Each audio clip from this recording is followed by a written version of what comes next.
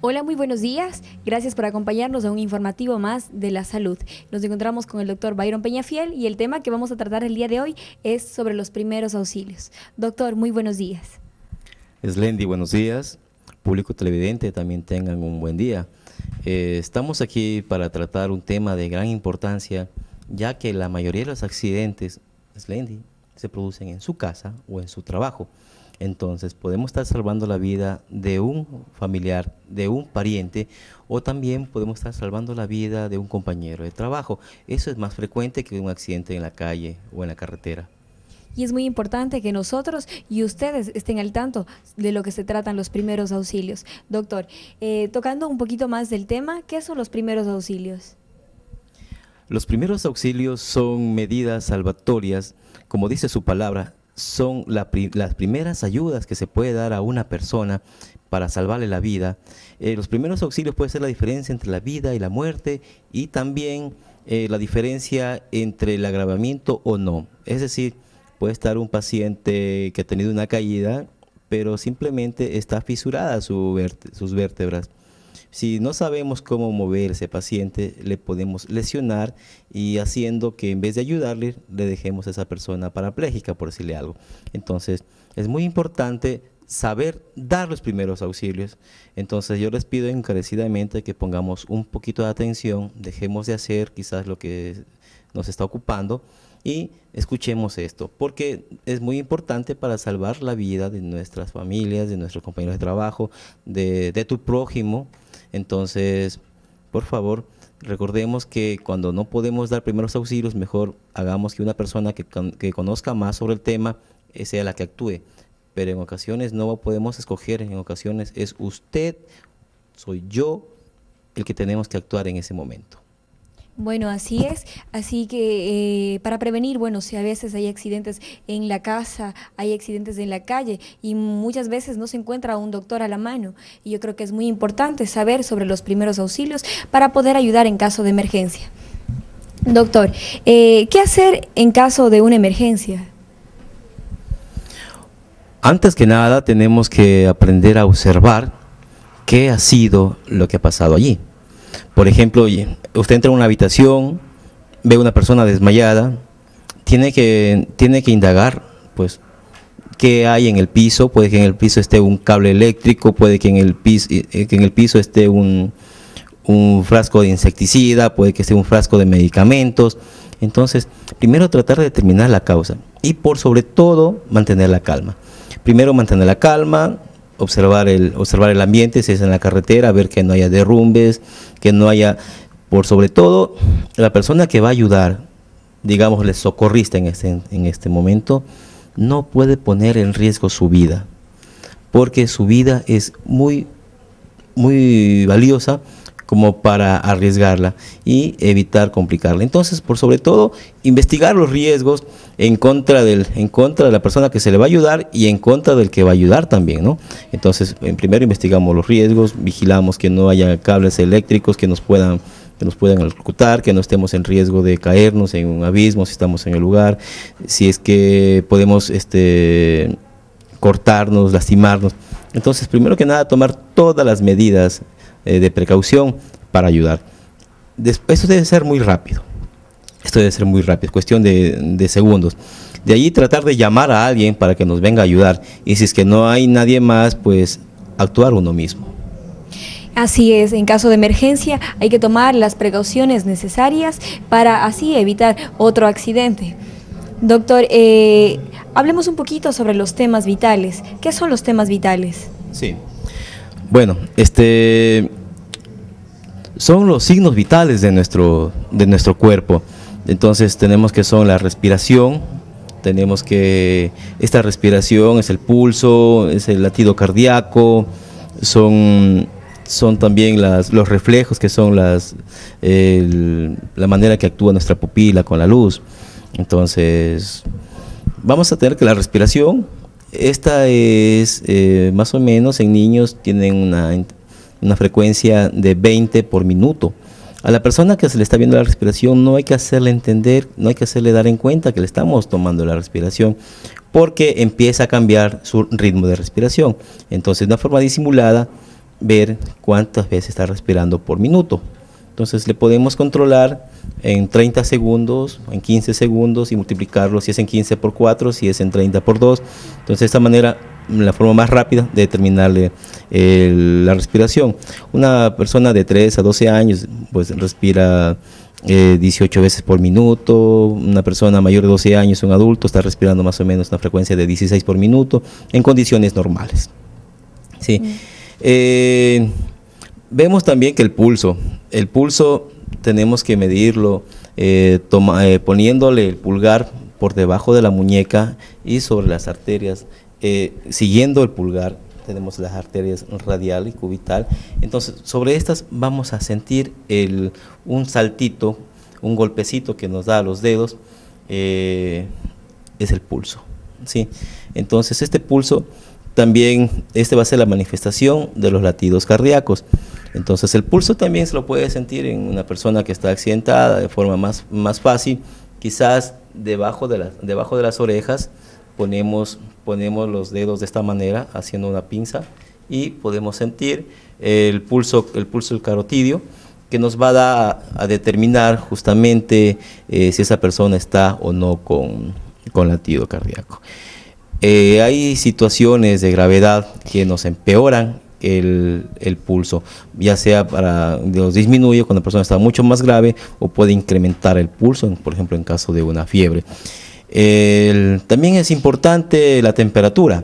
Entonces la temperatura va a determinar también si una persona tiene problemas. Por lo general la temperatura se lo mide con un aparatito que se llama termómetro. Entonces este termómetro es un aparatito digital que se puede colocar en la boca, que se puede colocar en la axila, que se puede colocar en los más pequeñitos en el ano, y nos va a dar la temperatura. Pero en ocasiones de no tener esto, o un termómetro de mercurio, o un termómetro digital óptico, podemos tocarlo con el dorso de nuestra mano, bajo el cuello, sobre la frente. Entonces no nos van a dar una temperatura exacta, pero nos va a dar una referencia más o menos si esa persona está muy caliente o está muy fría. A lo mejor, doctor, poniendo en práctica algo sobre los primeros auxilios, al final del programa podemos dar una explicación, o podemos hacerlo tal vez con algún chico, invitarle para que hacer una demostración de lo que son los primeros auxilios, y poniendo en práctica pues lo que se está comentando dentro del programa. Perfecto. Lo mejor que pudiéramos hacer es que esto fuera teórico práctico, porque lo que vemos pues nosotros cuando visualizamos algo lo recordamos mejor que solamente un poco de teoría. Entonces, le comento, ya tenemos un voluntario. Ajá, sí. Ya tenemos un voluntario que está tras de cámaras. Ajá. Sí. Y entonces está gustoso. Como siempre es muy importante no solo hablar, o sea, lo teórico, sino también explicar en lo práctico, que es lo que uno más capta. Perfecto, sí, pues aquí estamos por el bien de la población, pues estamos dispuestos también a hacerlo teórico práctico. Es genial, la idea es muy buena. Y también cabe recalcar que es necesario también ver los reflejos. Necesitamos una linternita, ¿sí? Obviamente no importa el tamaño de la linterna, lo importante es ver, enfocar la pupila. Entonces la pupila con la luz tiende a hacerse midriática, tiende a contraerse un poco, pero este reflejito puede variar, puede mantenerse dilatado. Vamos a tocar el tema luego y lo diremos en qué condiciones no se va a poder contraer, entonces hay un problema en el reflejo. Entonces es manera muy sencilla. Cuando no disponemos también pues de un fonendoscopio o estetoscopio, pues tenemos que poner nuestro oído sobre el pecho del paciente, más o menos a la altura de la tetilla izquierda, pues para tratar de escucharle y de determinar pues si esa persona tiene o no latido cardíaco. Doctor, ¿qué es la respiración artificial, o cómo se le debe dar la respiración artificial? Bueno, la respiración artificial es una técnica que se tiene que dar en condiciones cuando no encontramos respiración, Justamente tenemos que tomar en cuenta que la persona tiene que estar acostada, tiene que estar boca arriba, y aquí nos va a hacer mucha falta de la práctica, ¿no? Debemos extenderle el cuello, virar su cabeza hacia atrás, sí, mucho cuidado, si que la persona no tiene ningún problema, ninguna lesión que nos pueda hacer sospechar, no sea por una caída, algo que nos haga sospechar quizás un problema cervical, podemos mover su cuello para atrás. Entonces, o si no podemos hacerlo esto, pues tenemos que darle respiración donde está el paciente. En adultos es necesario taparle suavemente la nariz y soplarle más o menos unas 15 veces por minuto, fijándonos que se eleve el pecho. Significa que de esa manera se le va a ayudar y tenemos que seguirlo dando hasta que la persona pueda respirar por sí misma. Algo que estamos tratando tras las cámaras, vemos que estos accidentes a veces pasa bueno, sucede con frecuencia a personas tal vez que están tomaditas, entonces, y bueno, están todas sucias, están tal vez con un poco de vómito en su boca o con un poco de sangre, y bueno, a veces yo creo que para hacer el bien no hay que mirar a quién, ¿verdad? Entonces se toma en práctica este refrán, porque o sea, si hay gente también que tiene ciertos... no, o sea, realmente viendo que un paciente, o sea, una persona que se encuentra mal, pero está en una condición de aseo, no está tan aseado, no, entonces como que uno tiene un poquito de recelo de socorrer o ir a ayudar a esa persona. Así es. Para ayudar, para dar una mano, usted no tiene que ver si es que es hombre, si es que es mujer, si es que está ebrio, no está ebrio, está sucio, no está sucio, si inclusive el paciente está vomitado. No, pues usted tiene pues que socorrer de la manera más rápida y pronta posible. Recuerde que esa persona, a lo mejor el único o la única que le puede ayudar en ese momento es usted. Entonces usted tiene que dejar todo ese montón de perjuicios y ayudar porque esa persona que está en el suelo, que necesitando su ayuda, puede ser usted también, y alguien que se libre de perjuicios le va a ayudar. Porque todo hombre, todo joven no puede esperar quizás darle respiración boca a boca a una top model, a una presentadora de televisión, igual una chica, ¿no? Entonces no puede esperar que sea un manguito a quien va a ayudar. Tiene pues que puede ser cualquier persona, pero recordemos principalmente que las personas que por lo general más vamos a ayudar es a nuestra propia familia, porque los accidentes ocurren con más frecuencia dentro del hogar, ¿sí? Entonces es importante saber cómo hacer para poder ayudar sin producir mayores problemas. También es importante determinar que antes de dar la respiración artificial debemos revisar la cavidad oral, a ver si es que no hay dentaduras postizas, si es que no hay puentes, si es que no hay algún caramelo, si es que no hay algún problema que le está impidiendo o que podemos empeorarlo al empezar a soplar. Entonces debemos liberar todo lo que hay en la boca, debemos limpiar, revisar la boca antes de proceder a dar la respiración boca a boca. Dicen que también se puede dar con un pañuelo, ¿no? Se le pone el pañuelo sobre el paciente y empezar a soplar. Esto de verdad ayuda muy poco. Es mejor hacerlo directamente porque se necesita de esa presión que podemos nosotros hacerlo con una expiración forzosa para que se pueda levantar y expandir los pulmones. Así es, que no nos detengamos a pensar 1, 2, 3 veces, simplemente actuemos, que usted puede salvar la vida a alguien. Doctor, para el paro cardiorrespiratorio en adultos, ¿de qué se trata?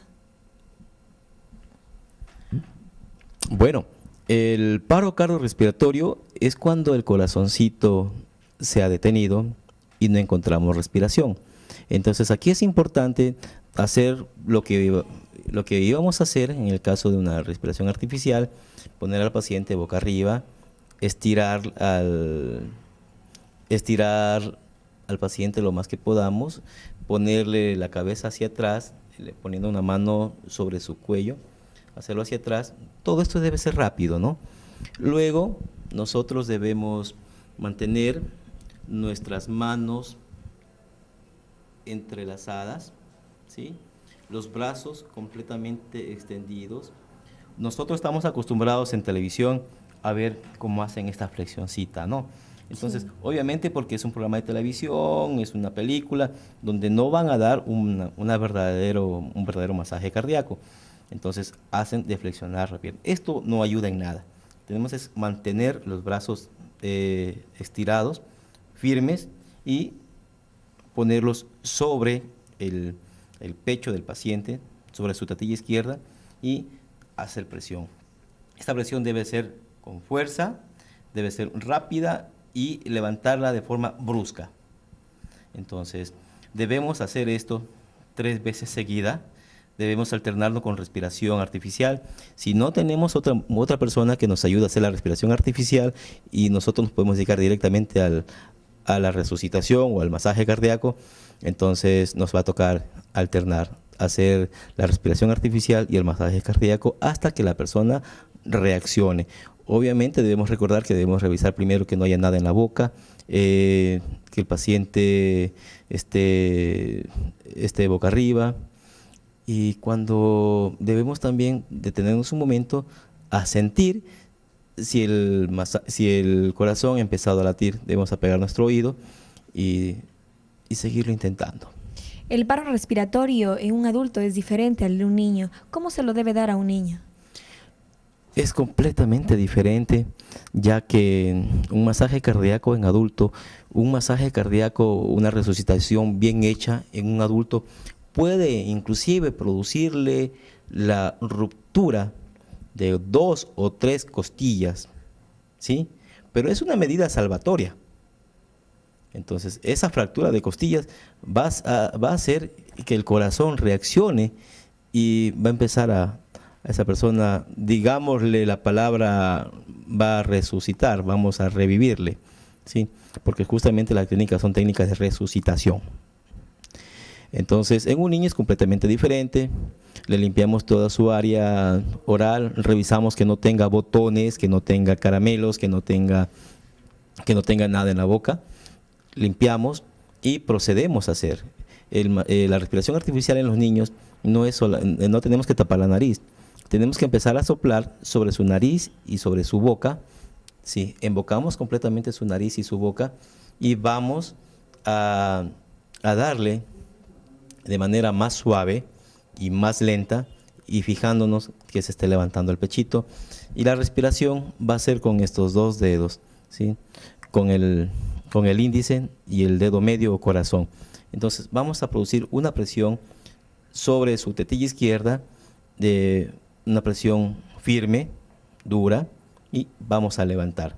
Entonces este soltar rápido va a hacer que el corazón del niño reaccione. No tenemos que usar extremadamente fuerza, no tenemos que romper costillas en un niño, porque ellos tienen todavía las costillas un poquito cartilaginosas, entonces nos permiten entrar un poquito más con la presión sin que se rompa.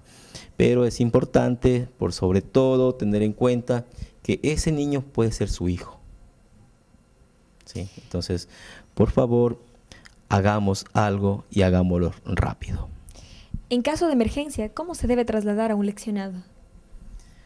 En ocasiones los accidentes no son en la comodidad de su hogar, no son en la puerta de su casa. Entonces necesitamos trasladar quizás varios metros, varios kilómetros a una persona. Muchas veces puede estar esa persona accidentada solo con usted, o usted es el único que la encuentra. Entonces, primero tomar en cuenta todo lo que hemos hecho anteriormente, y si es que usted está solo o está acompañado. Si es que la persona que le va a ayudar está consciente o está inconsciente. Si está consciente, pues lo primero que se debe hacer cuando se encuentra una persona que está accidentada es tranquilizarlo, calmarlo, darle ánimo, darle esperanzas de ayuda, y sobre todo decirle que se va a poner bien, que se deje ayudar. Y si está inconsciente, pues no darle de beber, no darle de comer. Una persona que está inconsciente usted no debe darle de comer o beber nada.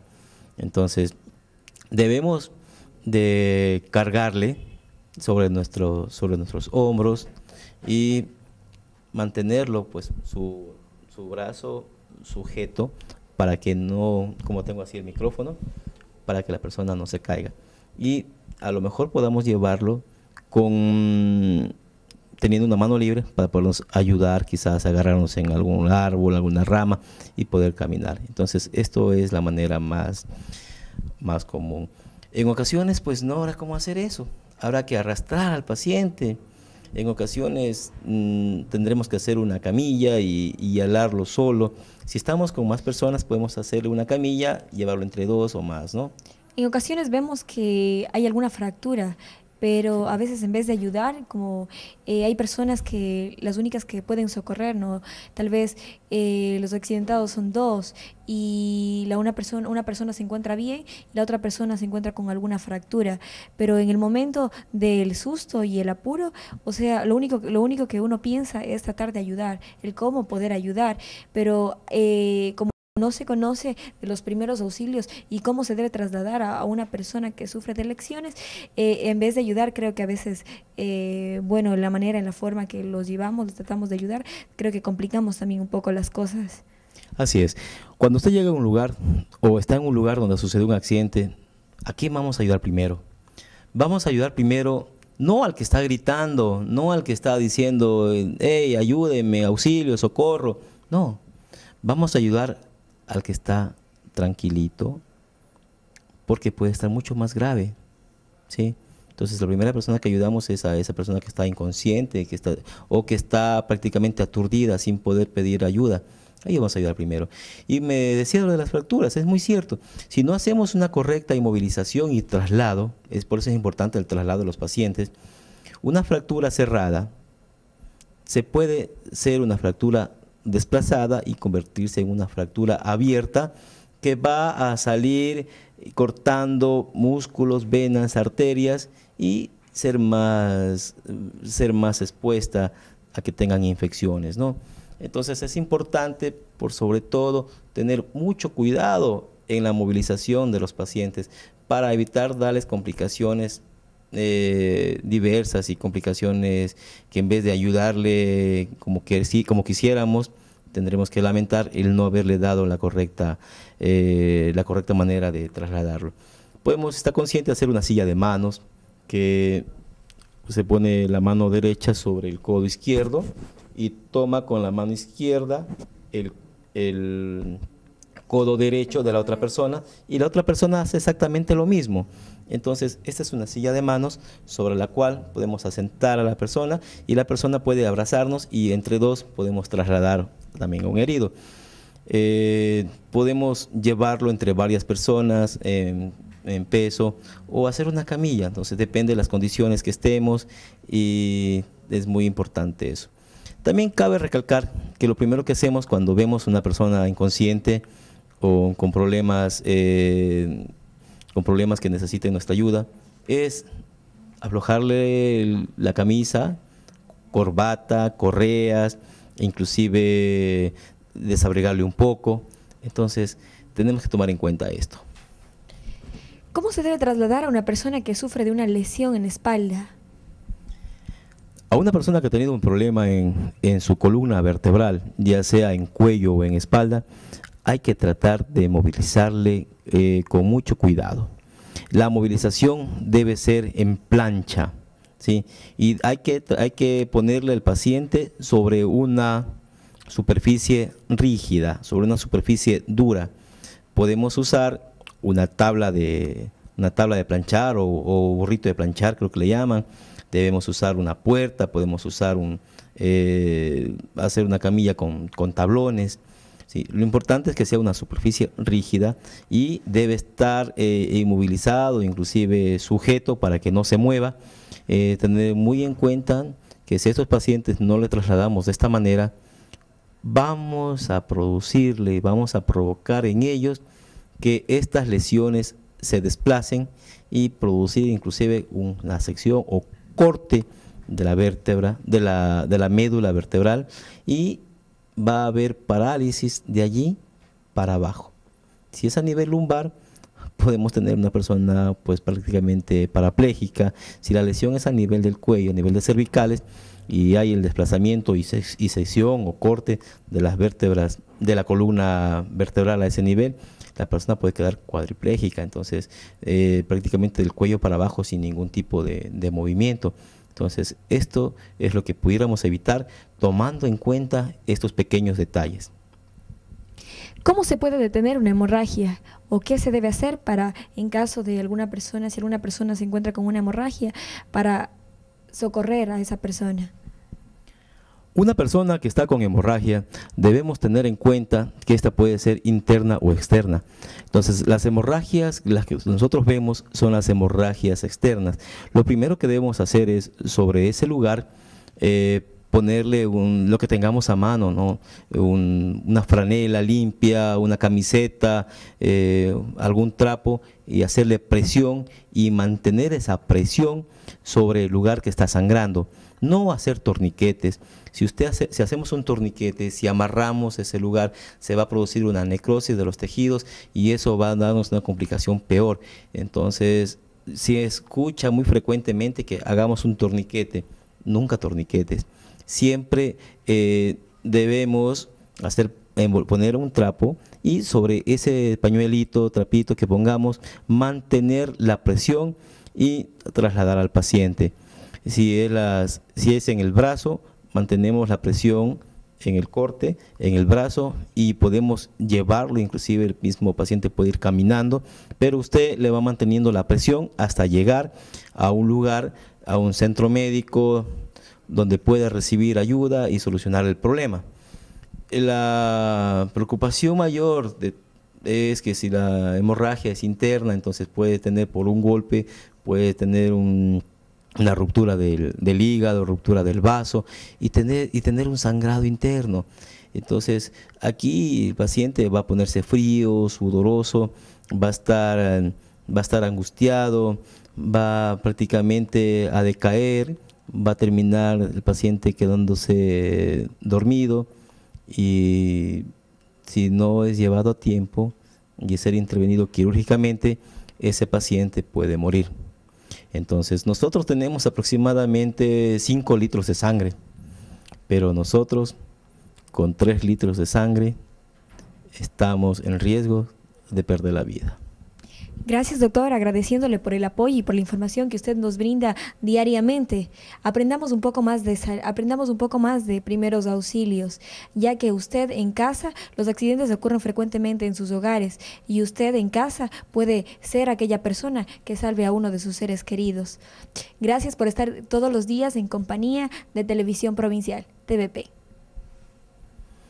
Gracias también a ustedes, y ha sido un gusto nuevamente compartir estas experiencias con ustedes. Dentro de estudios hemos improvisado una pequeña camilla y tenemos un paciente, así que vamos a poner en práctica, no vamos a hacer solo teórico, sino para que usted vea en caso de alguna emergencia en su hogar o tal vez en la calle, cómo usted debe socorrer a una persona que se encuentra con alguna fractura o con algún paro respiratorio. Doctor.